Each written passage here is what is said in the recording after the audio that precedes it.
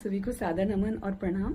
और विशेष कुछ बता दूं आपको, जब हम धन त्रयोदशी का सेलिब्रेशन करते हैं तो उस आप बहुत अच्छे से कर सकते हैं जब आप एक स्वस्थ शरीर के साथ बैठे हुए हैं और इसी परंपरा के अंदर प्राणायाम, ध्यान, धारणा, समाधि की स्थिति भी कही गई है।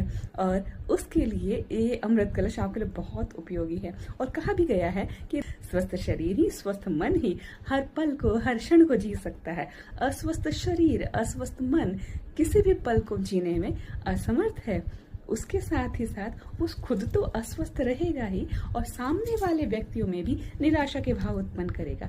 तो इसलिए इन सब चीजों से आप बाहर निकले।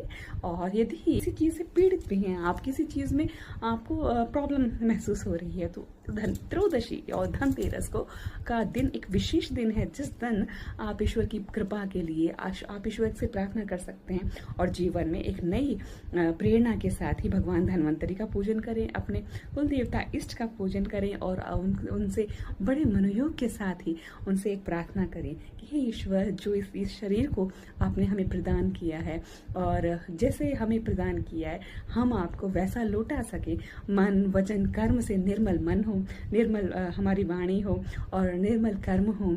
उसके साथ ही जब आप मनोवांछित कर्म की अपेक्षा सत्कर्म करेंगे, जब आप सत्कर्म करेंगे, किसी भी तरह का झूठ नहीं बोलेंगे, लालच या फिर किसी भी तरह की चालाकियां, षड्यंत्र में शामिल नहीं होंगे, अपने जीवन को एक विशाल आदर्श के रूप में स्थापित करेंगे। जैसे मर्यादा पुरुषोत्तम श्री राम ने अपना एक आदर्श व्यक्तित्व हम सबके सामने प्रस्तुत किया, उसी राग, द्वेष, घृणा, तृष्णा, लालच, मोह, इन सब चीजों से, इन विकारों से यदि आप ग्रसित हैं तो सबसे पहले वहां से निकलने का प्रयास करें।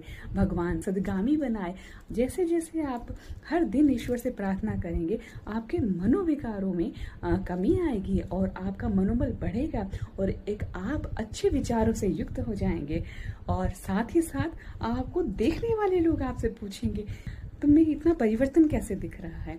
सबसे पहले कहते हैं ना, सफाई करें। सबसे पहले अपने हृदय की सफाई करें, अपने मन की, मस्तिष्क की, अपने व्यवहार की सफाई करें। सोसाइटी के अंदर आप अपने आप को कैसे रिप्रेजेंट कर रहे हैं, कुछ खामियां हैं, कुछ गलतियां हैं जो आपको स्वयं को भी पता है, आप उन पे काम करना शुरू करें। साइकोलॉजिकल प्रॉब्लम में ना फंसते हुए आप स्वयं के व्यक्तित्व का निर्माण करें।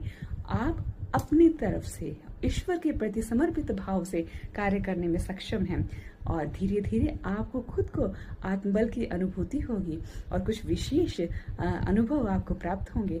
जो आप सभी को सादर नमन और प्रणाम।